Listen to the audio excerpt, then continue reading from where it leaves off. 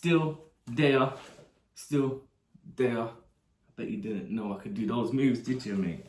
But yeah, people, it is the weekend. I am, just chilling, taking it easy. Just been writing some notes about how the shop has gone so far. So, as you lot know, if you're new, if you're not new, bought 100 units, got them to my property, decided to buy another 100 units to kind of prepare myself, predicting that I would need more stock. So to be on the safe side, ordered another 100 units. Because of the size of the products, I decided to ship them via sea from China. So that takes 45 days. So it takes a while as it is. So I actually got a message from my agent saying it passed customs a few days ago, and I actually checked the DPD tracking and it is coming, it is set to come on Monday. So a bit of a surprise because one, I'm working on Monday.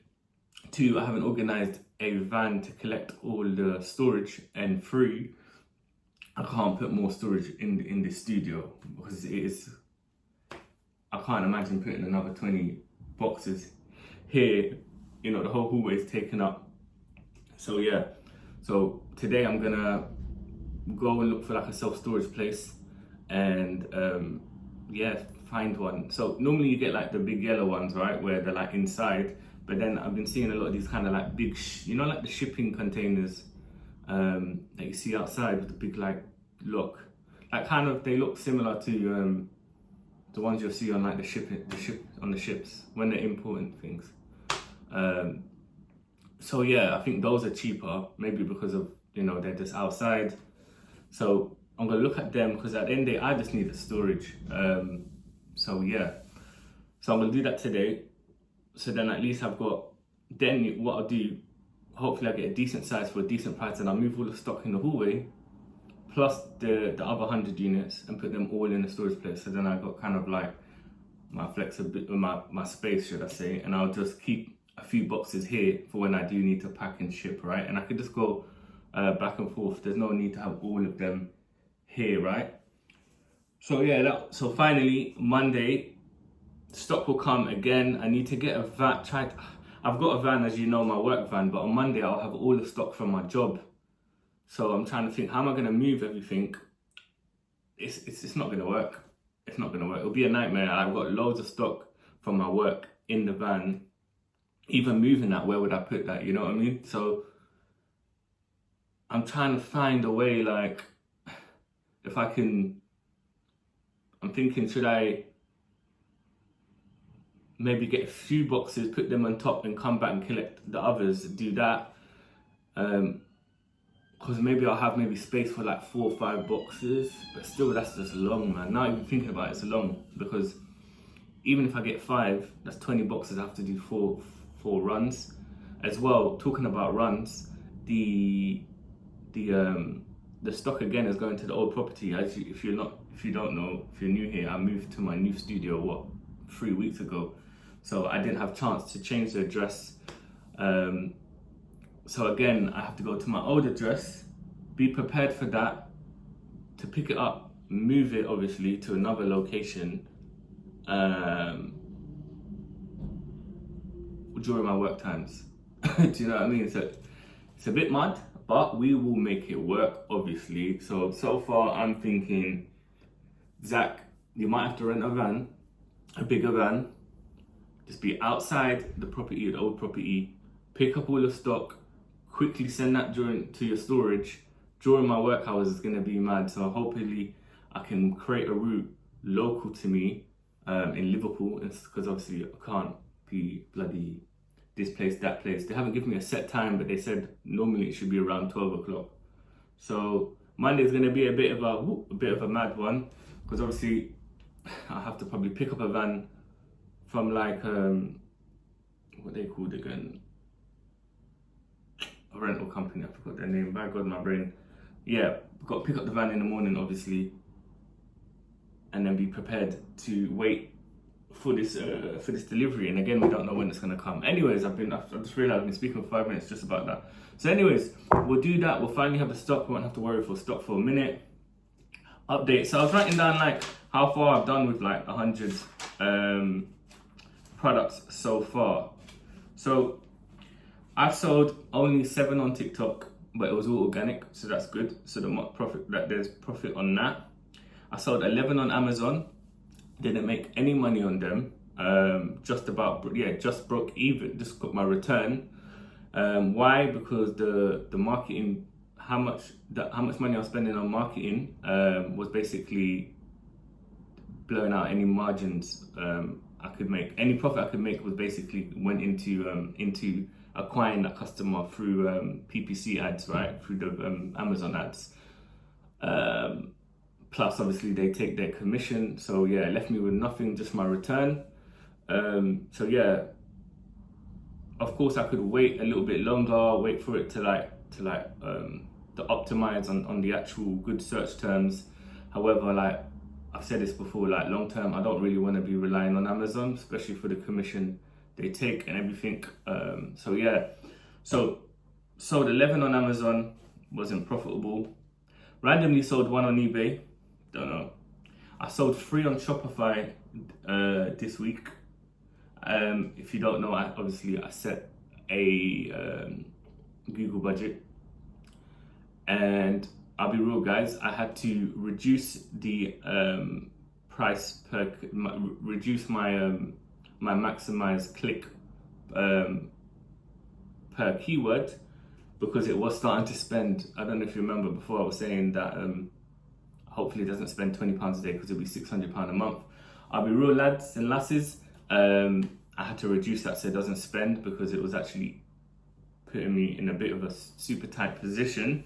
So instead of turning off the campaign, I just reduced the maximized click so it wouldn't spend as much, just so it kind of like get me through to next month, if that makes sense, when obviously I get paid and I can start allocating more budget. I spoke about Facebook. My plan is to play around with Facebook ads next month. So need to get as much B-roll, raw footage content as I can for next week. I mean, but before the end of the month. So what I've done again, if you are new again, do you remember I was doing shout outs asking for a particular creator to shoot content for my brand? I in the beginning I was doing this on my brand page, but then it just looked weird. It's like someone's asking for creators, but you're also selling a product. Do you know what I mean? It kind of mixed and matched. In the beginning, I didn't matter, because that was the first introduction of my brand, and it was kind of like founder based, and it wasn't bad because people could kind of see someone starting from fresh, and people wanted to get involved. But overall, over the time, I don't know why, but I've always thought that people maybe psychologically are going to feel more confident with like a bigger brand presence than just like a very small business. Not to say people obviously are gonna, they want to support small businesses, but I thought, you know what, like it's all about illusion, isn't it? Some people are like that. Some people would rather a more established brand with a better like infrastructure than maybe me just in my bedroom showing products, right? For example. So I thought, you know what, let's separate the two. So I opened up another TikTok page the other day. Funny enough, the first video got to 60,000 views. So that video again, I basically replicated the video I made last time, basically asking for content creators to support my brand. But at least this time I separated the two. So I got one TikTok page where it's my personal page, just asking for content creators and then directing them to my brand page. So it separates the two. And that worked. I think I gained probably another 300, 400 followers. Went through about 80, 90 messages of creators again. So again, diverted them to my my branded page, but at least I've separated the two. So whoever is new to the brand, it doesn't look like I'm just a geezer asking for creators. But obviously the creators who are interested to find my brand, you know, if that makes sense. So I've separated two. So I think that's worked well. So over that time, I've sent 3 so far, and I'm going to send 2 tomorrow. So that's going to be 5 samples sent out. So depending on how fast they can make work, I'm hoping that I can get a bit of raw footage from them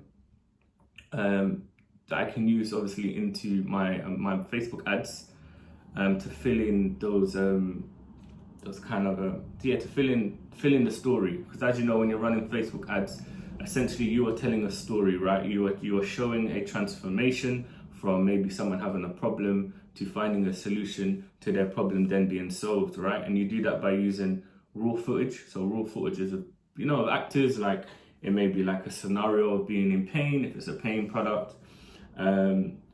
And then it could be demonstrating, showing how this new solution has helped them. And then of course the transformation at the end, and then maybe a call to action. So those little videos you see of people kind of acting in pain, struggling, whatever it is, like that's raw footage, right, of creators. You don't exactly need them to speak to the camera. You can put background music and AI voice over, but we still need to fill in those gaps of that story with content. Because yes, you can rip content from other people, but again, then you can get in trouble. So I'd rather just have a bunch of raw footage that I can chop up, remix as much as I can.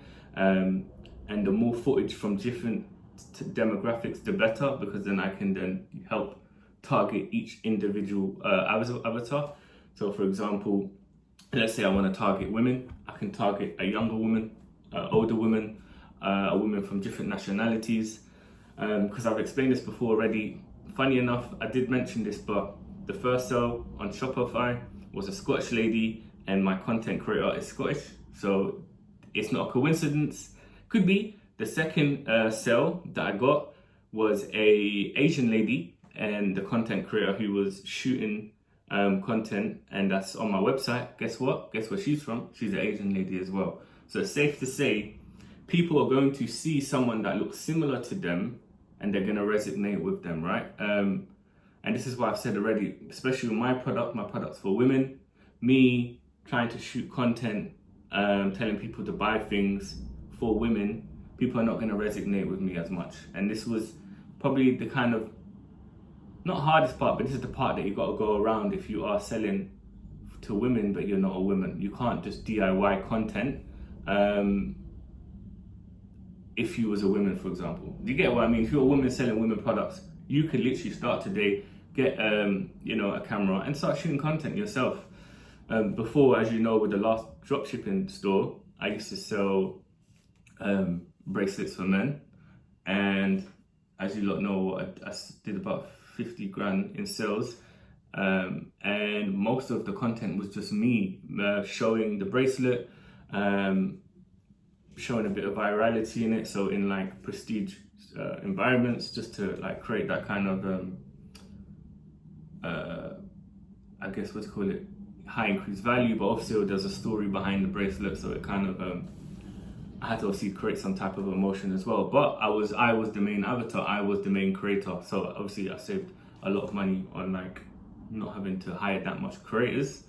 But anyways, I'm going back and forth, but you get my point. So anyway, so we spoke about how much I sold on TikTok, Amazon. We spoke about stock. We spoke about getting content now for when we start running meta ads. So I've then done a list. I have sent out of the 100 products, I have sent overall 1, 2, 3, 4, 5, 6, 7, 8, 9.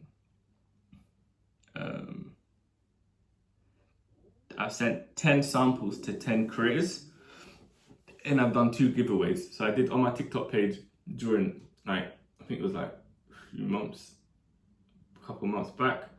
I did a giveaway, and I was trying to use the giveaway idea to get traction, get followers to my TikTok page. Didn't do that great, however, I was like, whatever, and it's 2 products I'm giving away. I gave one every other month. So I gave 2 giveaways, so obviously I got to implement that in the samples.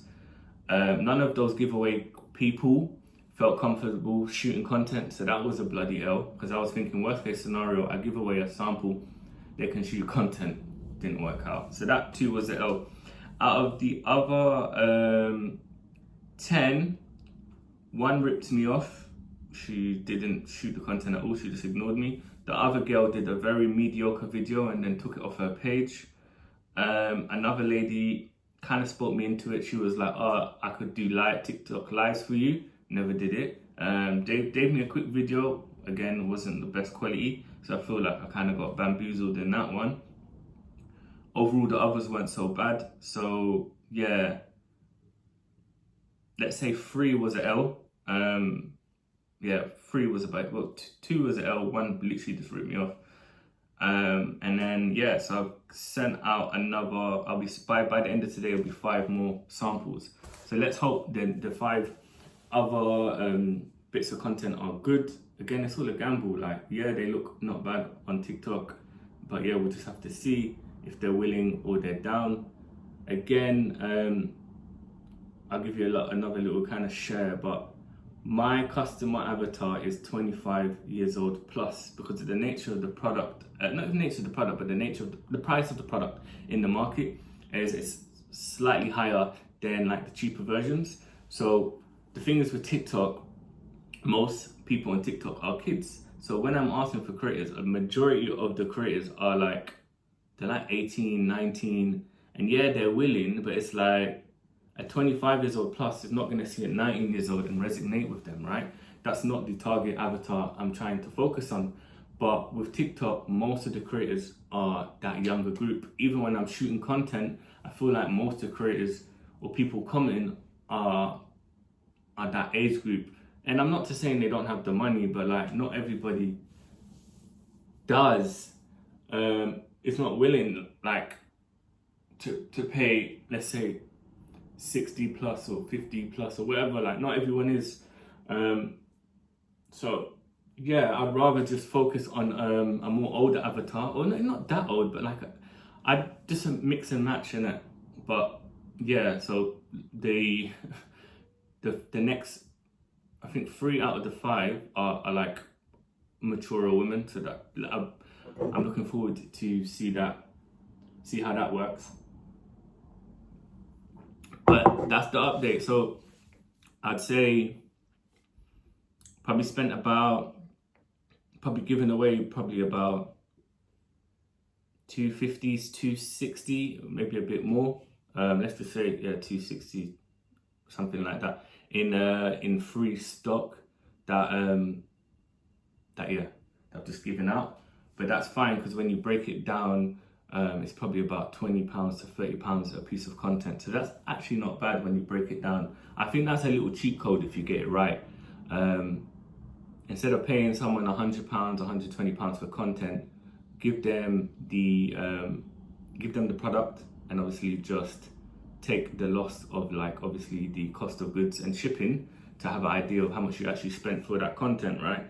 And actually, ends up being not as expensive than actually paying someone for content. So not bad. Like it's just again getting like quality for that price. And then once we know what's working, then of course I can then pay these creators instead of gifting them samples and giving them more like a scripted people to cut out. But yeah, so yeah, that's pretty much it. So once I know what works, I'll give them more of like a script to follow and give them a bit more direction in what type of content I want. But yeah, that's it, people. Still there, still here.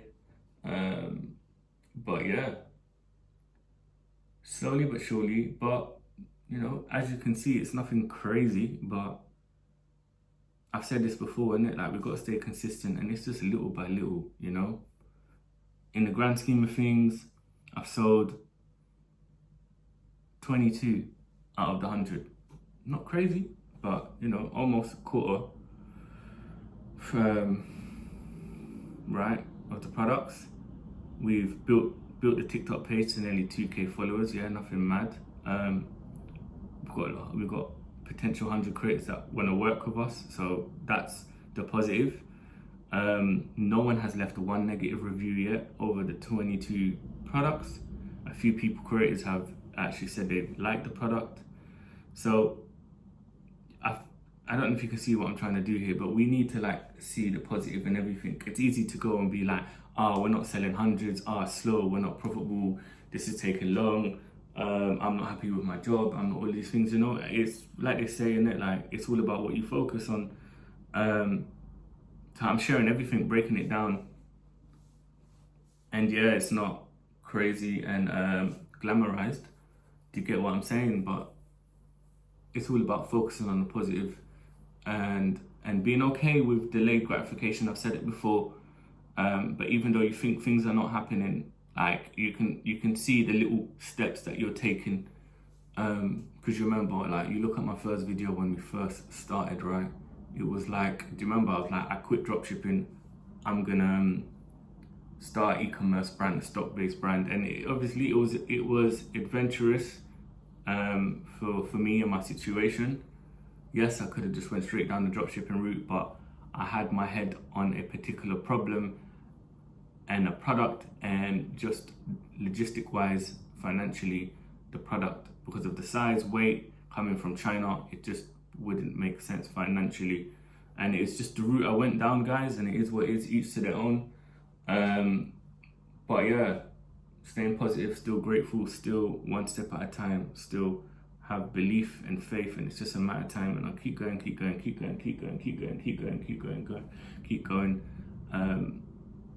And yeah, slowly but surely.